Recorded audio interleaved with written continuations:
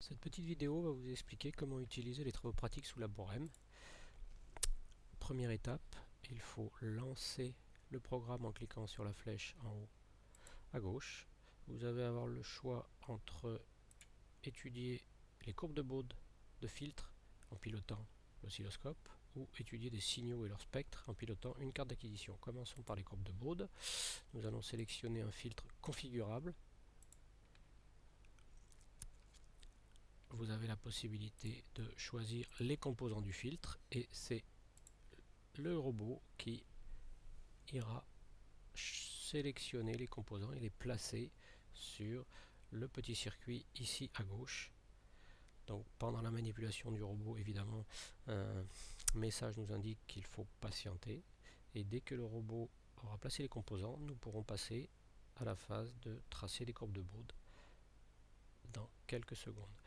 Vous voyez en vert le top 10, ça correspond à la liste des bonnes réponses des candidats qui ont tenté l'application, et en dessous, si plusieurs utilisateurs sont connectés, la file d'attente qui indique le temps qu'il reste pour une manip ou pour au contraire attendre son tour. Ici nous avons la main, nous pouvons maintenant lancer les mesures, donc on peut choisir tous les paramètres. Par exemple ici je vais prendre 8 points, la gamme de fréquences sur laquelle je veux travailler, par exemple de 10 Hz jusqu'à 10 kHz. Je lance les mesures, la barre de progression m'indique où j'en suis dans le mesurage et en même temps les appareils de mesure sont affichés à droite, vous permettant de contrôler le bon fonctionnement de la manipulation. Ici nous sommes le soir, donc l'affichage à l'écran de l'oscillo n'est pas de très bonne qualité, mais en journée vous voyez de très belles courbes. Voilà le résultat. Nous avons les courbes de Bode. Vous allez pouvoir, en cliquant droit et copier les données, sauvegarder ces courbes pour les inclure dans un compte rendu, un fichier de traitement de texte. Et très intéressant aussi, vous allez pouvoir utiliser les curseurs pour mesurer précisément, par exemple, une bande passante à -3 dB. Vous avez la possibilité de créer vos curseurs libres et de choisir éventuellement leurs attributs, notamment la couleur. Là nous allons le choisir par exemple vert. Voilà l'attribut, nous allons le placer autour de par exemple 1000 Hz et à -3 dB pour aller chercher la fréquence de coupure le plus précisément possible. Donc ici nous sommes à -3 dB, nous nous mettons sur la courbe et ceci nous permet de voir que la fréquence de coupure est à peu près à 5300 Hz. Donc la bande passante peut être renseignée ici dans la zone en vert.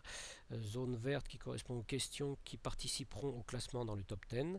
Donc la fréquence min va de 10 Hz jusqu'à la coupure qui vaut à peu près 3400 Hz. Le gain maxi, on constate que c'est 0 dB, donc on renseigne 0 dB. Voilà. Et une fois que tous ces paramètres sont renseignés, on clique OK pour valider nos réponses. Et on revient à l'accueil pour tenter une autre manipulation si aucun autre candidat n'est en liste dans la file d'attente. Évidemment, le robot doit décabler les composants pour laisser la place au prochain tour. Et donc dans l'intervalle, toujours pareil, quand le robot est en phase de manipulation, ne pas intervenir sur la manipulation ni sur l'interface. Dès que tout est remis en ordre et les composants rangés, on récupère la main, on peut relancer la manip pour cette fois faire l'autre opération qui est étude de signaux temporels et de filtres. Nous allons par exemple étudier un filtre passe-bande de Salenke, filtre actif. On confirme le choix qui est effectué et cette fois il va s'agir de visualiser les signaux. On valide les paramètres. On peut évidemment choisir de modifier par exemple le temps d'acquisition pour voir peut-être plusieurs périodes du signal. Et toujours pareil, grâce au curseur, mesurer précisément les amplitudes. On voit que le signal d'entrée a une amplitude de 2 volts alors que le signal de sortie a une amplitude de 3,2 volts, d'où un gain qui est le rapport de 3,2 sur 2, donc 1,6 à 1 kHz. On peut refaire la manip évidemment pour 6 kHz, peut-être en réduisant un petit peu la durée d'acquisition.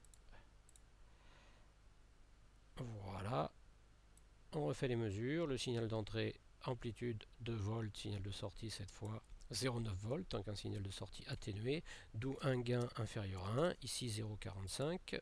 On valide la réponse et si on a une bonne réponse, il y a des chances de figurer dans le top 10, donc qui devrait être mis à jour petit à petit en fonction des candidats.